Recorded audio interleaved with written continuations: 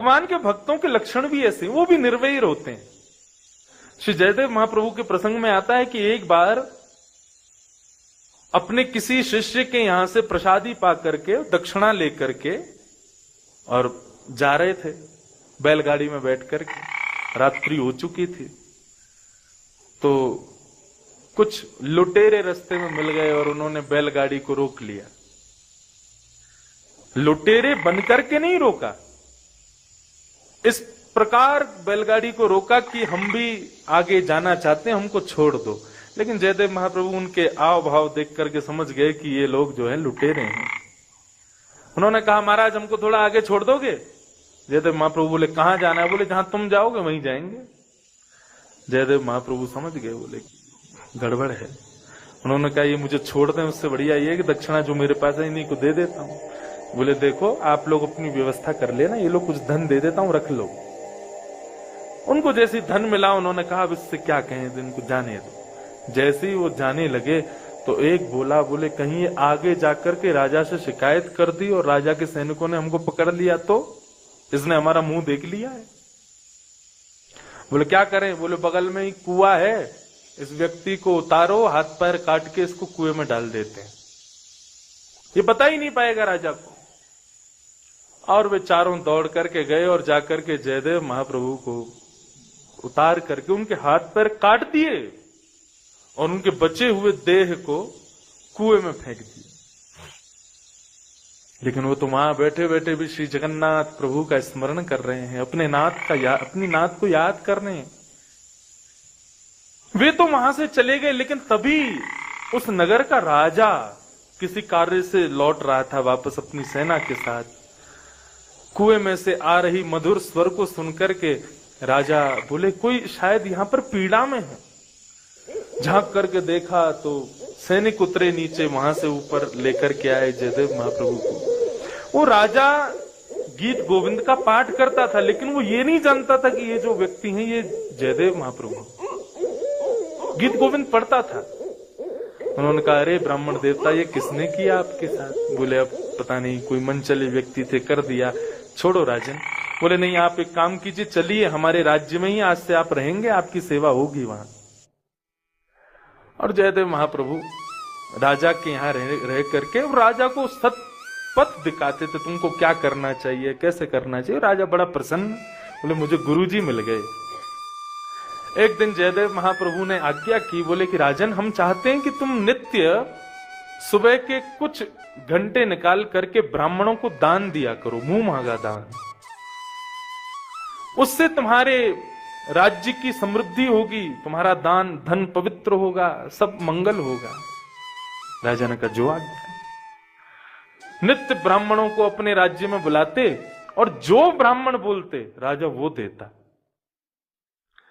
एक दिन उन 4 डाकुओं को पता चला कि राजा के यहां पर मुंह मांगे वस्तु मिलती है। करना केवल इतना है, चोटी रखनी है, तिलक लगाना है, धोती पहननी है और चल देंगे ब्राह्मण बन के, मांग लेंगे राजा से। कम से कम एक आध साल चोरी से बच जाएंगे, इतना मांग के आएंगे। अब वो चारों जैसे ही राजा के भवन में प्रवेश करते हैं तो सामने सिंहासन पर राजा और बगल के सिंहासन पर जयदेव महाप्रभु। महाप्रभु के हाथ पैर थे नहीं, ऐसे ही बैठे थे। जैसे ही उन चारों ने जयदेव महाप्रभु को देखा, बोले ये तो वही है जिसके हाथ पैर काट दिए थे हमने। बोले हाँ है तो वही। बोले तुरंत भगलो यहां से। वो चारों जैसे ही मुड़ करके जाने लगे तो जयदेव महाप्रभु ने उनको देख लिया। बोले अरे रुको रुको रुको, अरे राजन देखो, आज तो तुम्हारे दरबार में हमारे गुरु भाई आए हैं, अरे लाओ भाई इनका स्वागत करो प्रेम से लेकर के। तो सैनिक गए, उनका स्वागत करें। बोले चलिए चलिए महाराज, गुरुजी बुला रहे हैं।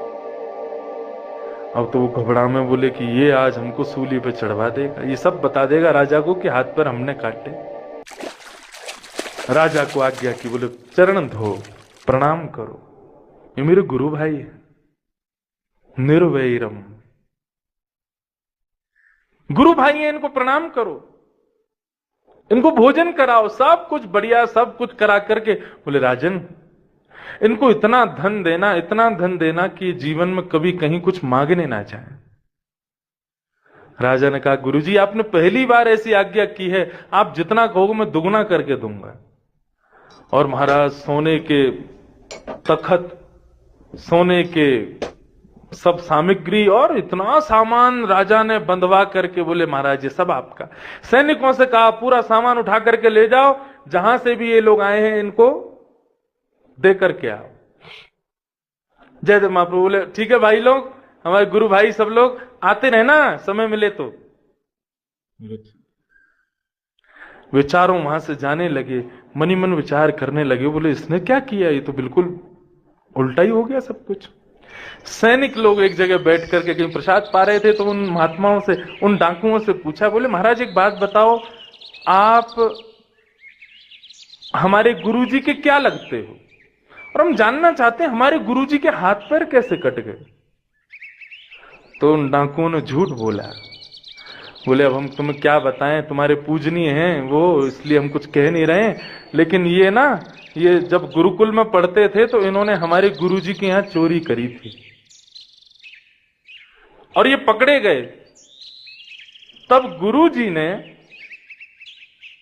हमको आज्ञा की कि भाई इसको जान से मार दो, मैं इसको जीवित नहीं देखना चाहता, इसने गुरुद्रोह किया है। तब हम लोग उसको लेकर के वन में आए, हमको बड़ी दया आ गई, भाई इसको जान से नहीं मारना चाहिए, तो फिर हम लोगों ने जान से ना मार के उसके हाथ पैर काट दी। ऐसा हुआ।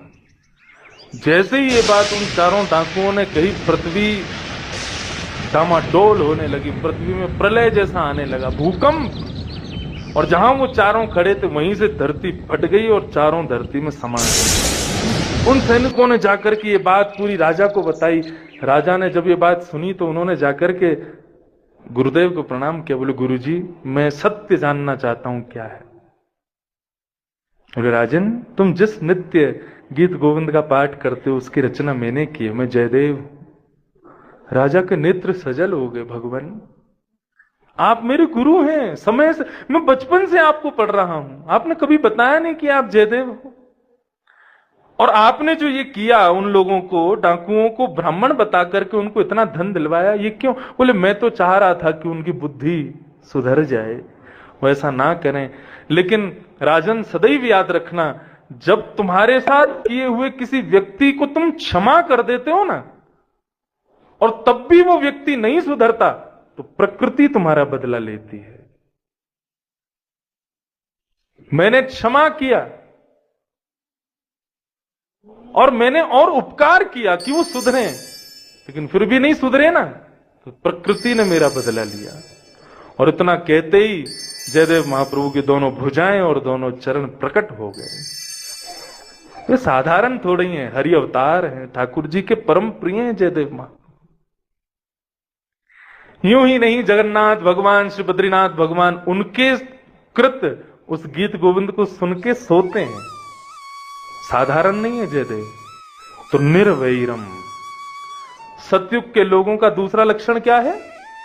निर्वैरम, किसी से बैर नहीं करते।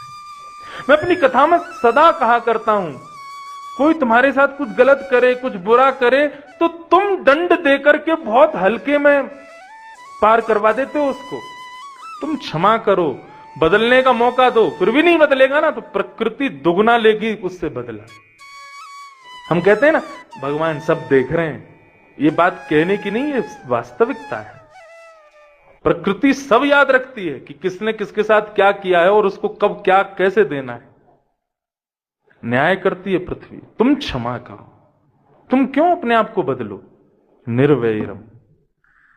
तो कैसे है मनुष्य? शांता पहला लक्षण, दूसरा निर्वैरम, तीसरा श्रोहित।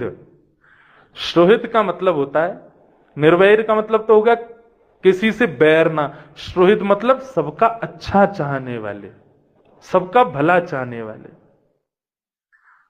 हम कलयुगी लोग केवल अपना भला सोचते हैं, लेकिन सतयुग के लोग कैसे हैं? सबका मंगल हो, तेरा मंगल मेरा मंगल सबका मंगल होए रे। जो हम कहते हैं कि सबका मंगल हो, लेकिन मानते नहीं है, स्वीकार करते नहीं है। सतयुग के लोग ऐसे ही हैं, वो सबका मंगल चाहते हैं, सबका मंगल हो। और चौथा लक्षण क्या है? समाह, सम है। सतयुग में मूर्ति पूजा नहीं होती। सतयुग में एक दूसरे को ही भगवान समझ करके एक दूसरे की पूजा करते हैं। सम है ना, सम दृष्टि है। वहां तब ठाकुर जी के इतने मंदिर आदि भी नहीं थे। श्री बद्री विशाल भगवान के लिए भी बताया जाता है कि सतयुग में श्री बद्रीनाथ भगवान ऋषियों के मध्य बैठते थे और बैठ करके उन ऋषियों के मध्य में चर्चा करते थे। त्रेता में महर्षियों, सतयुग में महर्षियों के मध्य में, त्रेता में भक्तजनों के मध्य में, आदि आदि ऐसे प्रसंग मैंने पढ़ा है।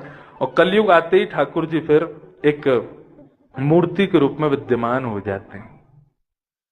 उससे पहले ठाकुर जी यहां पर बिल्कुल सस्वरूप, जैसे ठाकुर जी हैं वैसे ही इस भूमि में विचरण करते थे।